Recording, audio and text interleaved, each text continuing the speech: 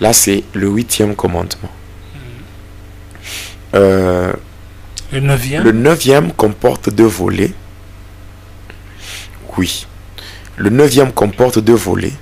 Le premier volet dit ceci: soumettez le chrétien au culte des ancêtres. Le culte des ancêtres. C'est-à-dire faire entrer dans l'église la tradition. Le rite, on appelle le rite et le rituel africain par exemple. Dans une église, on fait aussi entrer des choses qui ont trait à la coutume. Certaines cérémonies qui se font dans la vie courante, on les applique, on essaie un peu de les affecter au culte, la tradition. Voilà. Il y a même des églises, on dit, aujourd'hui nous aurons le rite africain. Donc on fait pratiquement les cultes selon des rituels liés à la tradition.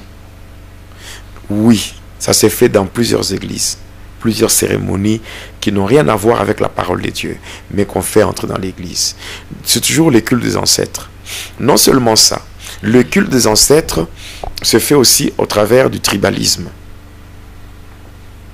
Le tribalisme, le racisme dans l'église. Oui, il y a certains pays, quand vous arrivez, si vous n'êtes pas autochtone, vous êtes étranger, voilà, on va vous traiter avec beaucoup de réserves. Mais quand vous êtes originaire du pays où se trouve l'église, là c'est autre chose. Il y a le racisme, le tribalisme dans l'église. Il y a certaines églises où on ne peut donner des postes importants qu'aux membres d'une certaine tribu connue. Et il y a ces églises-là où on peut quand même privilégier une certaine langue. Vous allez trouver une église, c'est seulement les membres de telle langue, donc tu ne dois pas de telle tribu, qui sont membres, et donc les membres de telle tribu qui font partie de l'assemblée, et on ne prêche qu'en cette langue-là. Vous voyez. C'est pour cela que, par la grâce de Dieu, quand il y a, par exemple, l'interprétation qui s'est faite dans les églises, c'est aussi bien pour permettre à ceux-là qui ne comprennent, par exemple, l'anglais, de suivre même en français, qui ne comprennent pas le français, de suivre même en swahili, et ainsi de suite. On ne peut pas mentionner le tribalisme, le racisme dans le milieu chrétien, parce qu'il est dit: en Christ, il n'y a ni grec, ni juif. Tous sont en Christ. Donc c'est ça. C'est ce que le diable veut. Il y a un problème de géopolitique même dans l'église. Non, comment tel pasteur, il n'est pas autochtone, comment lui peut chapeauter l'église? Il faut l'écarter. Il faut chercher quelqu'un de notre tribu. Il faut chercher de notre nationalité. Dans des choses pareilles, au sein de l'église. C'est terrible, ça, ce sont des choses que nous voyons. Il y a aussi le deuxième volet. Le deuxième volet, c'est quoi? Le deuxième volet, c'est tout simplement ceci. Soumettez le chrétien au contact de la télévision. Et ainsi, ils ne peuvent pas résister à la tentation. Soumettez le chrétien au contact de la télévision. Et ainsi, ils ne peuvent pas résister à la tentation. Ici, frère Teddy, j'aimerais que tu m'accordes un peu de temps par rapport à ce volet du 9e commandement. Ça marche de pair avec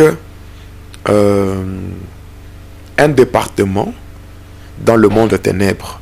On appelle ça le département du prince Talos. Talos, qui porte même le nom de Gulin. Hein, Gulin. Parce qu'il y a eu beaucoup de gens qui m'ont posé beaucoup de questions. Pourquoi, Pasteur Jonas, dans votre témoignage en rapport avec la version audio, du témoignage que j'avais donné à la NCD, dans la nouvelle CD David, bon, j'avais parlé du prince Talos, qu'il était en train d'exercer une influence négative sur toutes les personnes qui portaient le nom de Gulin. Pourquoi? Parce que le prince Talos, lui-même, son nom c'est Gulin.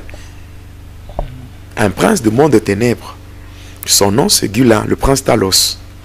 Et ainsi, le problème avec le nom, le tout n'est pas d'avoir un nom, mais le tout est de savoir qu'est-ce qu'il y a comme influence sur ta vie passant par ce nom-là. Nous avons vu Jean-Baptiste, oui, qui est né avec l'esprit d'Élie, parce que c'est la Bible qui le dit, n'est-ce pas? Le Élie qui devait venir, Élie, parce qu'il est dit dans le livre de Malachie que je vous enverrai Élie le prophète. Et l'esprit, quand Jean-Baptiste est né, l'esprit d'Élie était en lui. Mais il y a une église, ceux-là qui disent qu'ils sont dans le message, c'est-à-dire qui sont dans le message du frère Branham. Nous parlerons de ces choses-là, donc l'occultisme dans l'église. Donc, oui, on dit que non, le Élie qui était promis dans Malachie, c'est lui Branham. Bon, excusez-moi de vous décevoir sur ce point-là. Le Élie qui était promis, ce n'est pas Branham. Parce que déjà Jean-Baptiste est né avec l'esprit d'Élie. Maintenant, il y a eu une influence du nom. Même beaucoup de gens, surtout avec des noms, mais sans savoir l'influence négative qui passe par ces noms. C'est comme ça que beaucoup de gens vivent certains maux ou certaines souffrances sans savoir l'origine. Ça peut être aussi le nom. Ainsi, le nom de Guilain étant le nom aussi du prince Talos, qui est un démon, il exerce une influence négative. Le tout n'est pas de dire que je change de nom, je ne suis plus Guilain. Mais le tout est de prier afin que une délivrance soit opérée au niveau du nom et que l'influence négative s'arrête au nom de Jésus. Alors, le prince Talos, dans son département, c'est là qu'il y a la conception de films. C'est là où on conçoit des films. Beaucoup de films sont conçus là-bas. Il y a des films d'horreur. Les films tels que le film des vampires, le film des zombies, le film de cannibales. La conception, c'est là-bas. Les films pornographiques, les films romantiques, les films sans pudeur, quoi. Tous ces films-là sont conçus dans le monde des ténèbres avec comme l'objectif d'avilir l'âme. Et c'est comme ça, en suivant ces films, il y a comme des films de Marie Marguerite, sur la chaîne Novelas. J'ai parlé de Marie Marguerite. Ok, prenez vous-même Marie Mar. C'est très clair, non? Bon, je ne sais pas s'il faut qu'on invente quoi ou qu'on dise quoi pour que les gens comprennent. Bon, Marie Mar. Les gens vont dire non, j'aime bien la série de Marie Mar. Mais en réalité, Marie Marguerite, c'est une dame de ténèbres. Oui, son département qui est le monde Armstrong, l'entrée dans ce monde-là, ça s'est fait par la voie sous-marine. Donc on passe par les eaux. Regardez, vous allez voir, vous regardez dans le générique de Marie Mar, vous allez voir une femme qui sort là-bas avec une sorte de nageoire caudale, comme un poisson là-bas. Mais est-ce que une série qu'on est en train de vous présenter, vous allez voir dans le film, la fille qui joue le rôle de Marie Mar n'a pas cette nageoire caudale, mais elle est normale. Mais pourquoi dans le générique on met ça? Pourquoi? Donc on fait comme des flashs. Et puis à un moment donné, on vous fait oublier. Vous vous êtes plongé dans la série. Pendant que vous suivez la série, vous ne savez pas que les choses qui se sont passées dans le générique vous ont déjà plongé dans le monde des ténèbres sans le savoir. Tout ce qui brille n'est pas de l'or. Le diable aime présenter la chose dans un bon emballage pour attirer la curiosité. Parce qu'il est dit, Dieu voit le cœur, mais l'homme est attiré par ce qui frappe les yeux. Et voilà, il y a des Marie Marguerite, Marie Mar. Vous allez donner toutes les explications que vous voulez, mais je vous dis la vérité, c'est ça. Il y a des films sur Novelas. Et au travers de ces choses, au fur et à mesure que les gens voient ça, surtout les mamans, les sœurs, les femmes, ça détruit même la vie au niveau conjugal. Ça apporte une instabilité sur le plan conjugal. Et la personne commence à se faire des idées. Des idées. Par rapport à ce qu'elle a vu.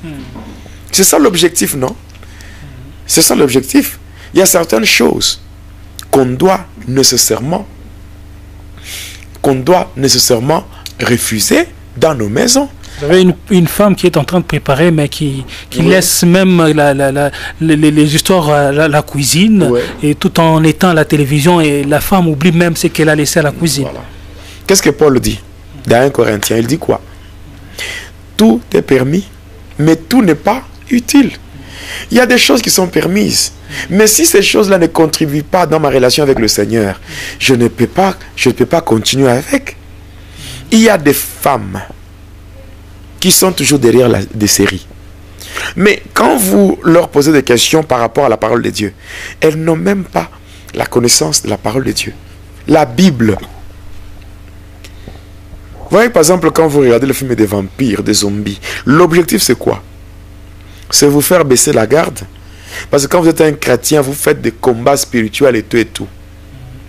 Maintenant, lorsque on vous fait voir des choses qui font peur, c'est pour que vous deveniez fragile, non? Il y a des gens qui font des cauchemars parce qu'ils ont vu un film d'horreur.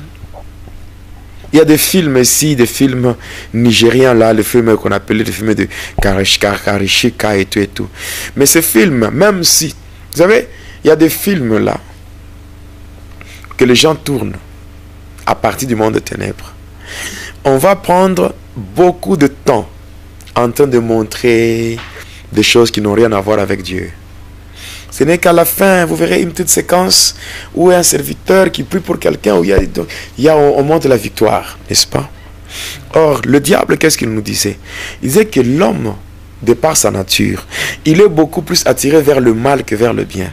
Maintenant, si vous donnez à l'homme beaucoup plus les choses négatives, et qu'à la fin, vous lui faites passer une petite séquence en rapport avec le bien, croyez-vous, qu'est-ce que la personne va retenir?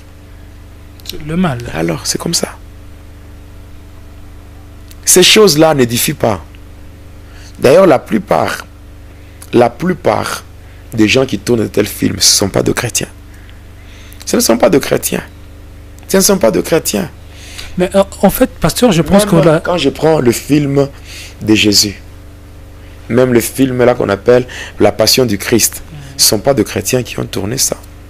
Ce ne sont pas de chrétiens. Qu'on se dise la vérité. Ce sont des acteurs normaux. Oui, des acteurs qui ont fait cela. Oui. Il y en a d'autres qui sont des ivrognes. Ils ont incarné juste un rôle. Oui, mais quand vous suivez leur vie, en fait, quand quelqu'un lit la Bible et il tourne un film sur Jésus, n'est-ce pas? Bon. Et lui-même n'accepte pas Jésus. Mais c'est lui l'acteur qui a joué le rôle de Jésus. Vous le trouvez en train de prendre la cigarette, de prendre la bière et tout. Mais dans le film, c'est lui Jésus. Oui, c'est son métier. Juste après le film, on lui donne son argent et c'est fini. Et il part. Ouais. Et ce sont les chrétiens qui ont tourné ce film. Parce qu'il y a tellement beaucoup de choses. Voilà pourquoi tout est permis, mais tout n'est pas utile. Il y a des choses qu'il faut rejeter. Il y a aussi de télé-réalités actuellement sur des chaînes comme où on voit on expose la vie des stars, où on brandit des personnalités et qui ont beaucoup influencé, comme en fait, si je peux citer, comme les Kardashians et les autres. Mais tout ce qu'on veut, c'est quoi? C'est pousser les gens à faire le culte de personnalité au travers de toutes ces choses-là. Donc, c'est comme je viens de le dire, tout est permis, mais tout n'est pas utile. Donc, passant par mon témoignage, tout ce que je cherche, c'est de ramener les enfants de Dieu à la raison et de comprendre que Dieu